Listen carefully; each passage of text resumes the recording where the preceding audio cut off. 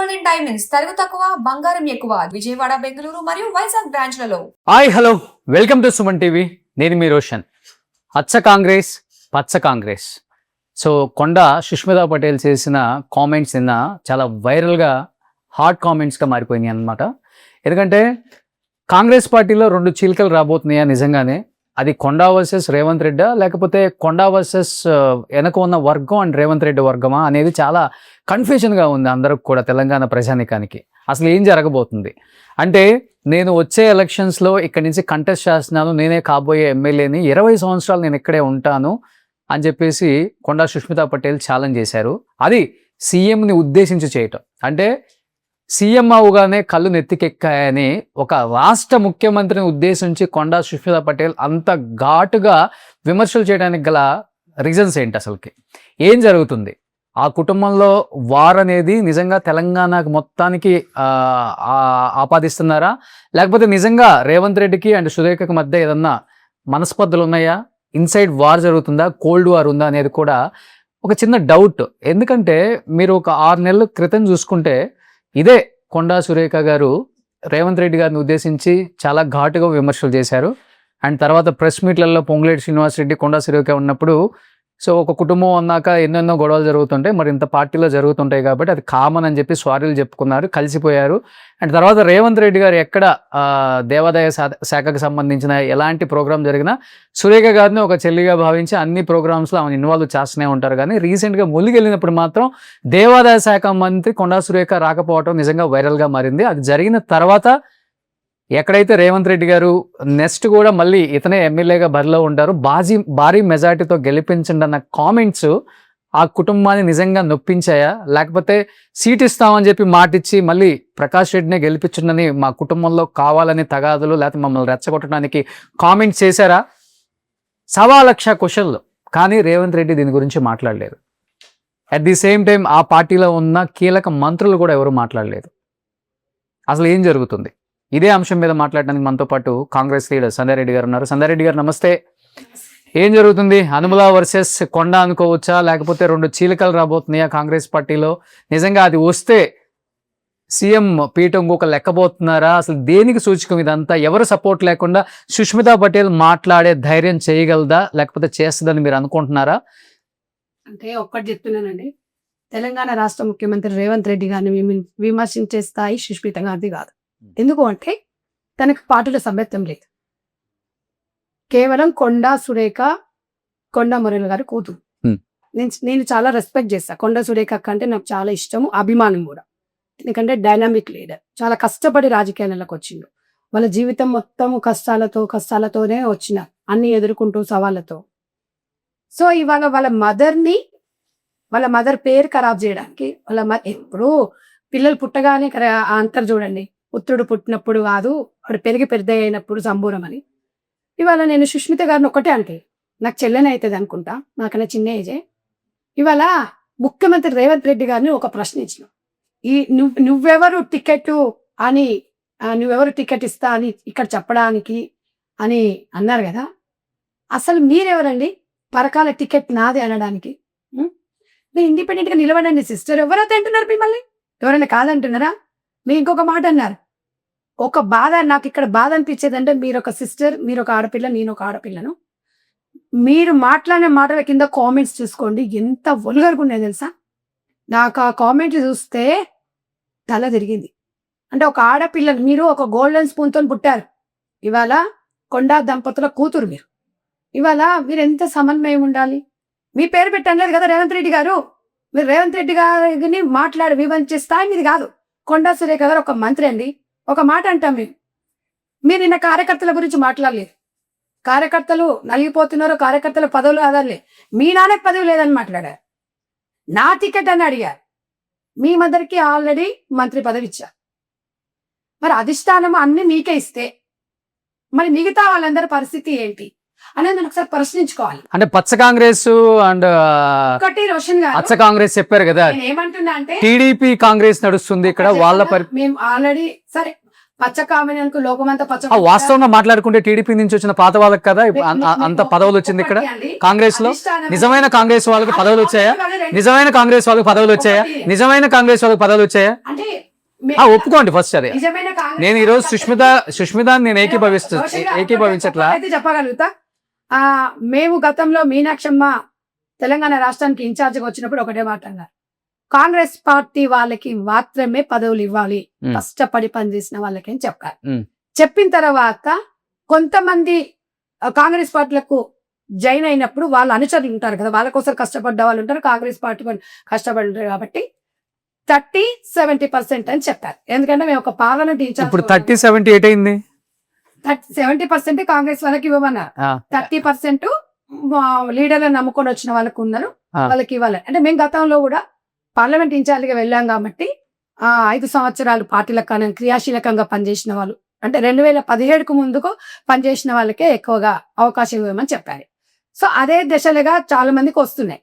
అయితే కొంతమందికి పార్టీ మారినలో కూడా వచ్చేసరికి ఇక్కడ ఏమవుందంటే, అంత పెద్ద విషయాలు మాట్లాడే నేను పెద్ద లీడర్ అయితే కాదండి. నాకున్న అవగాహన ఏంటంటే, ఇక్కడ సుష్మిత గారి గురించి మాట్లాడాలి. ఈ మధ్య రేవంత్ రెడ్డి గారిని బాగానే కలుస్తున్నారు కదా మీరు కూడా. అంటే రేవంత్ అంటే తెలంగాణ రాష్ట్ర ముఖ్యమంత్రి అంటే అందరినీ కలుస్తుంటాము.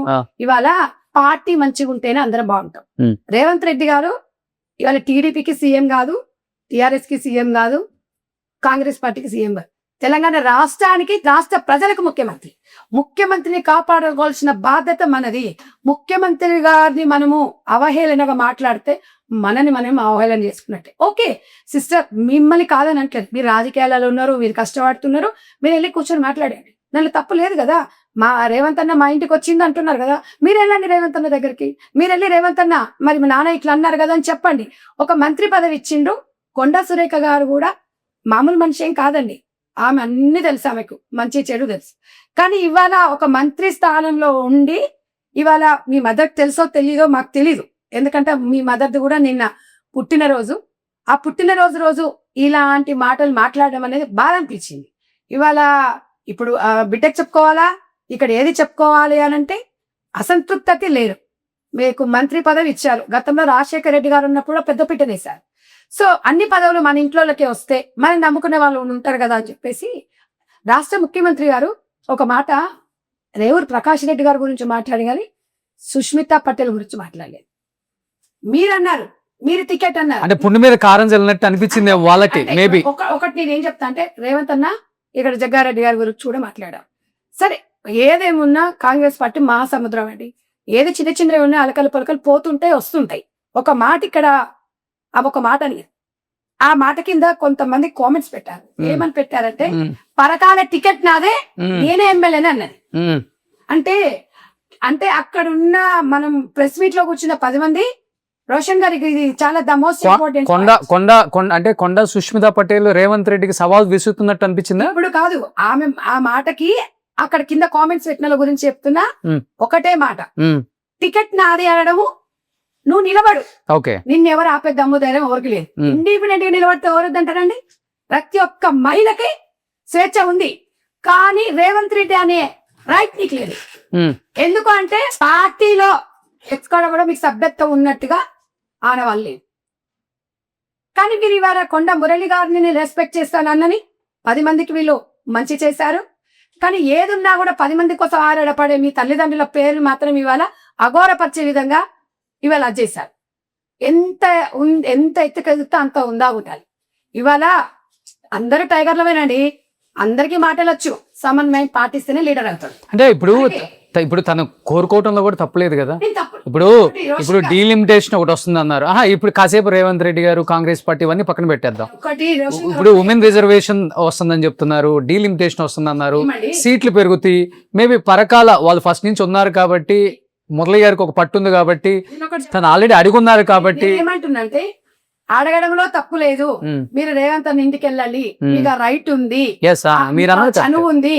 మీరు అంకుల్ అంటారా ఏమంటారో, మీ ఇంటికి రేవంత్ అన్న వచ్చిండు, రేవంత్ అన్న సీఎం లాగా ఎప్పుడు ఫీల్ కాలేదు, అందరితో కలిసే ఉంటాడు, కొండ సురేఖ అక్క అన్నాడు. గతంలో కూడా చాలా విమర్శలు చేసింది అమ్మాయి. అప్పుడు కూడా సరే మన ఫ్యామిలీనే వదిలేసింది. కానీ ఇక్కడ పార్టీలో ఇట్లా మాట్లాడుతుంటే పార్టీ డ్యామేజ్ అవుతుంది. పార్టీని నమ్ముకున్న కార్యకర్తలు ఉంటారండి, వాళ్ళ మనోభావాలను దెబ్బతినకుండా మాట్లాడాలి. అంటే ఇప్పుడు నా క్వశ్చన్ కూడా ఇదే సంధ్యా రెడ్డి గారు, మీరు అన్నారు గతంలో కూడా హాట్ కామెంట్ చేసింది ఆ ఫ్యామిలీ ముఖ్యమంత్రిని ఉద్దేశించి అన్నారు.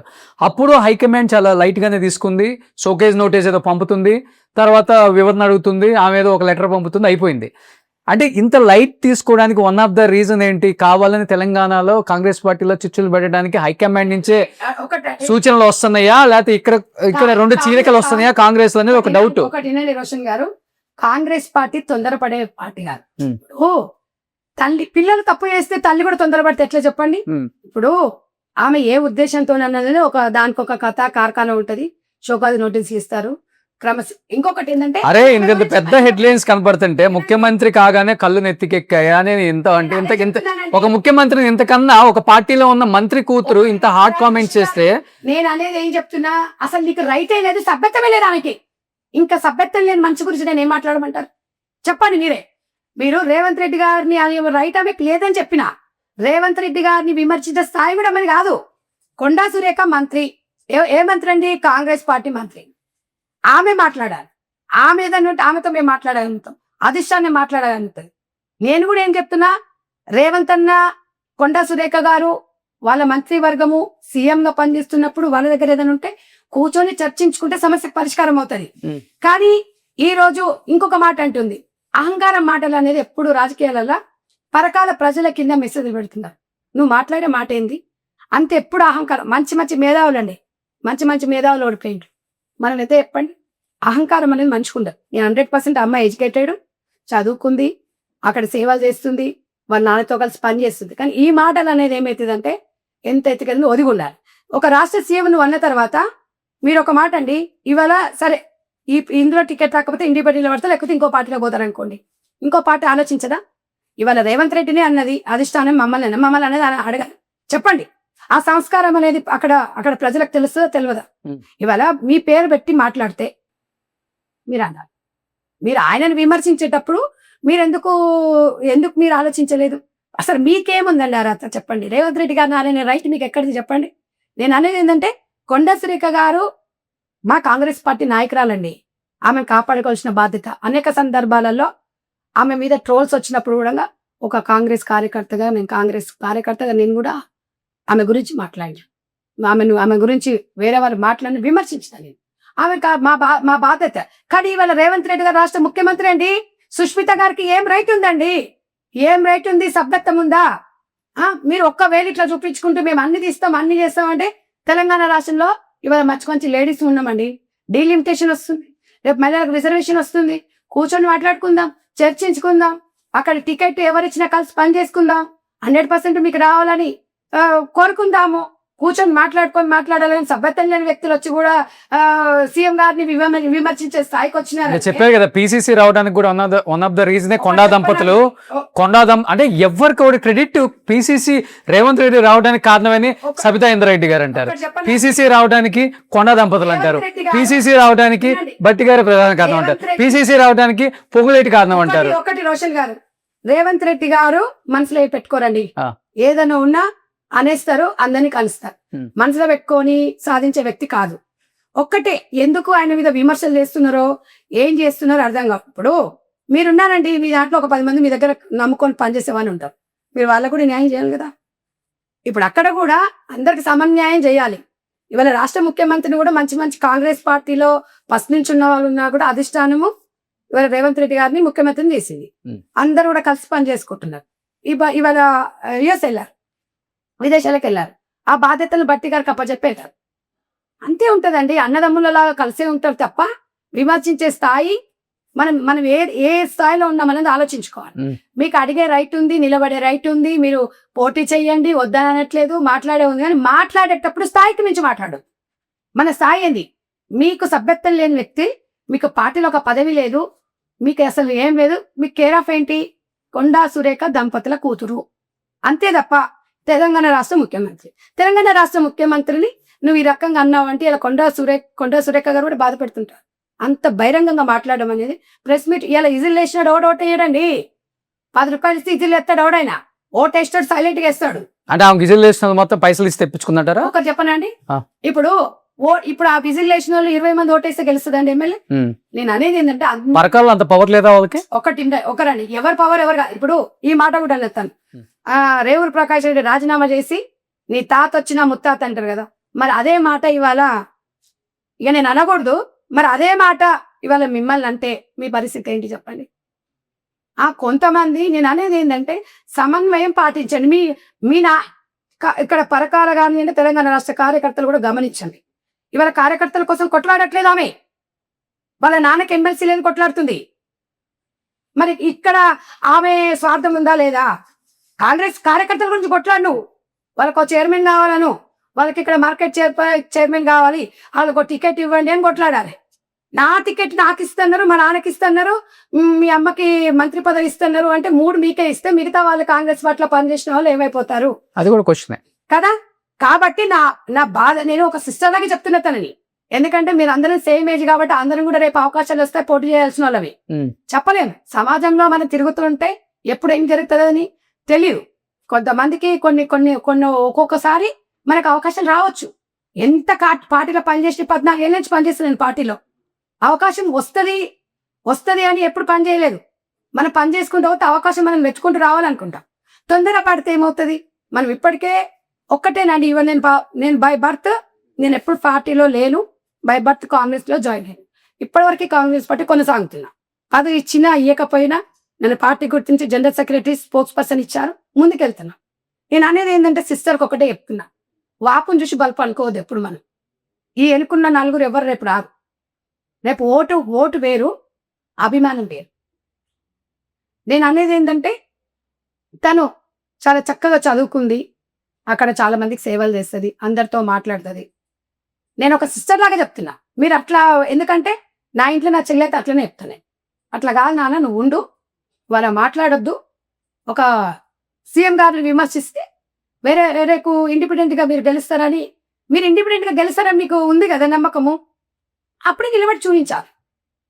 నేను ఇది టికెట్ నాదే నువ్వు చెప్పుకోవాల్సిన అవసరం లేదు ఎవరికి. కాంగ్రెస్ పార్టీలో కొండా సురేఖ గారిని పదవి తీసేస్తామని కూడా ఎవరు చెప్పలేదు.